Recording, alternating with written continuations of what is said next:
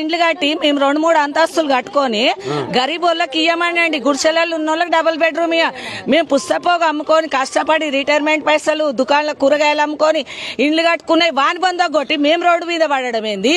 మాకు ఈ కర్మేంది? సావుజాలకు మాకు ఇండ్లు లేకుండా చేస్తాడా ఈ లంచవడకాన్ని గెలిపించుకున్నందుకు?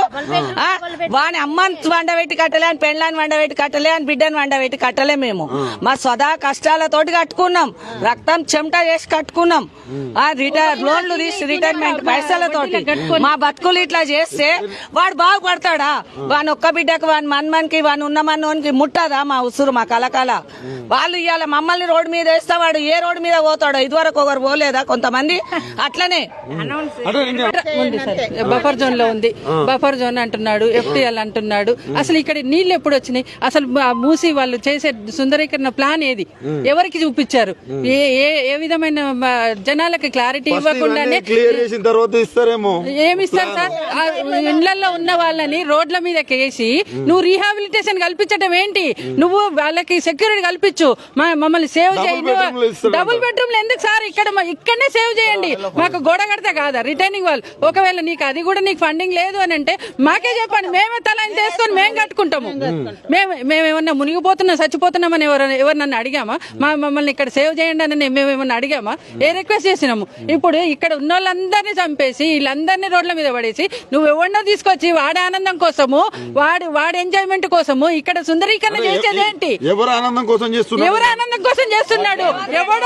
ఎవడో పక్క దేశాలలో ఇచ్చేసి మన లోకల్ రేవంత్ రెడ్డి కోసం చేస్తున్నాడు సార్. ఎట్లుందమ్మా ఈ మెయిన్ మహిళలు చేయబట్టే కాంగ్రెస్ ప్రభుత్వం వచ్చిందని కూడా అంటూ ఉంటారు. ఎట్లుంది ఈ 9 నెలల ముండలు రోడ్లు తిరిగేటోళ్ళు అక్కడిక్కడ ఎంజాయ్ చేసేటోళ్ళు ఫ్రీ బస్ ఎక్కింది, మేము ఎక్కలే అన్నాడు.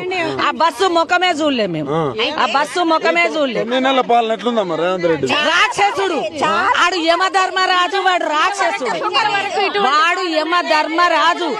ఇంతమంది ఉసురు పోసుకున్న యముడు వాడు, రాక్షసుడు. వాని పాలన పాడుగాను, వాని పాలన మునాష్టమై పోను. ఆడ పాలన అవ్వండి రాక్షస పాలన. రజాకార్ల దానికంటే ఎక్కువ. మరి డబల్ బెడ్రూమ్ ఇప్పుడు 5 ఫ్లోర్స్ ఇస్తారు, 6 ఫ్లోర్స్ ఇస్తారు, లిఫ్ట్ ఇయ్యారు. ముసలి వాళ్ళు ఎక్కడికి పోతారు సార్? ఇప్పుడు ఇది మాదే, మా ఇది ఇల్లు, మేము కష్టం చేసుకుని మేము కట్టుకున్న ఇల్లు. ఈ ఇల్లు మా అత్త మామ పొద్దుననగా పోయి వంట చేసుకొని లోన్ కట్టుకొని, లోన్ మొన్నే తీసుకున్నాం. మేము కట్టుకొని 2 ఏళ్ళు అయింది, మేము వచ్చి 2 ఏళ్ళు అవుతుంది మేము వచ్చి. ఇగో ముసలామ మా అత్తయ్య గారు, నాకు బీపీ ఎక్కువ, మరి మేము తిండి లేక నిద్ర లేక లాస్ట్ లో కట్టుకున్నామని ఏడుస్తుంటే మేము మా ఉసురు వాళ్ళకి తెలియకుండా ఎట్లా ఉంటుంది చెప్పండి? నేను నడవలేను, కాళ్ళు నొప్పులు. మరి ఏం చేస్తాం? మరి ఇంత సంవత్సరం కాల ఇల్లు కట్టుకుని, లోన్ కట్టుకుని, పిల్లలు చిన్న ఒక్కడే కొడుకు నాకు. మరి ఏం చేస్తాం? అసలు చెప్తున్నా, ఆడవాళ్ళని బయటకు లాగి ఆయన ఏం ఉద్ధరిస్తాడని అట్లా చేశాడు. ఆడవాళ్ళకి తగ్గించినట్టు తగ్గించాడు, మగవాళ్ళకి పెంచాడు. ఇంకా ఆ ఇంట్లో సంసారం ఎలా నడుస్తుంది? వాళ్ళకి డబుల్ చేస్తున్నాడు కదా. మీకు డబుల్ బెడ్రూమ్ ఇల్లు ఇస్తారు? అసలు డబుల్ బెడ్రూమ్ వద్దు నాయన. మేము కావాలంటే వాడికి సొమ్ము లేదంటే వాడిని వచ్చి నా ఇంట్లో ఉండమను, మేము రోడ్డు మీదనే ఉంటాం. కానీ వాడు ఇల్లు వద్దు, వాడు వద్దు. మాకు మా ఇల్లు కావాలంటే వాడికి ఇల్లు లేదంటే చెప్పమని నా ఇల్లు ఇస్తా, నా కొడుకు ఇల్లు ఇస్తా. నా కొడుకు ప్రేమేం లేకపోయినా నా కొడుకు ఇంట్లో ఉండమని వాడిని వచ్చి వాడికి ఇల్లు లేకపోతే. కానీ మేము బయటకు వెళ్ళము, అది వాడికి దండం పెడతాము. అంటే గతంలో కేసీఆర్ ఉండే 10 ఏళ్ళు ఉన్నప్పుడు ఏమన్నా టచ్ చేసే ప్రయత్నం? ఏమీ లేదు. మేము 50 సంవత్సరాలు అయింది ఇక్కడికి వచ్చి ఈ ఏరియాకి. ఎందుకు ఇలా ఏం చేస్తున్నాడు వాడు? మా కర్మ. మరి వాడు ఇదో తెలీదు, వాడు నెత్తులు కొట్టుకోవటానికి ఇవన్నీ గెలిపించాం కదా ఆడవాళ్ళము. అందుకని ఆడవాళ్ళు ప్రతి వాళ్ళని రోడ్డు మీదకి నెట్టాడు వాడు, రోడ్డు మీదకి నెట్టాడు ఆడవాళ్ళని. అది ఏ ఇంట్లో ముసగా ఉంటుంది, లేవలేని వాళ్ళు ఉంటారు, కడుపుతోటి వాళ్ళు ఎక్కడికి పోయి ఉంటారు. వాడు ఏ 10 అంతస్తులు వేసి ఎక్కడ నమ్మకం ఏంటి? ఏమి ఏమీ ఇయ్యాల మార్కులు వేసాడు రాత్రి వచ్చి అంత దొంగతనంగా వాడు రావాల్సిన అవసరమే వచ్చింది వాడికి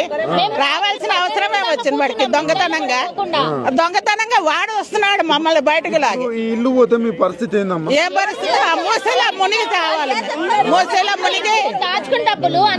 మూసలా మునిగి చావాలి వాడికి.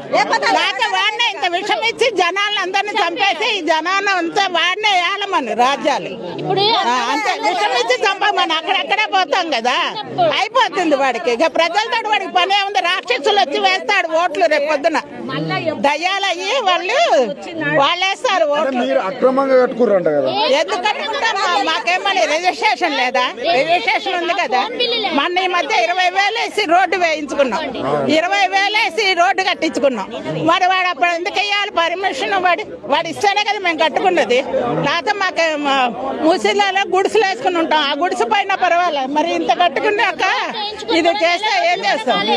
మీ ఇల్లు కూడా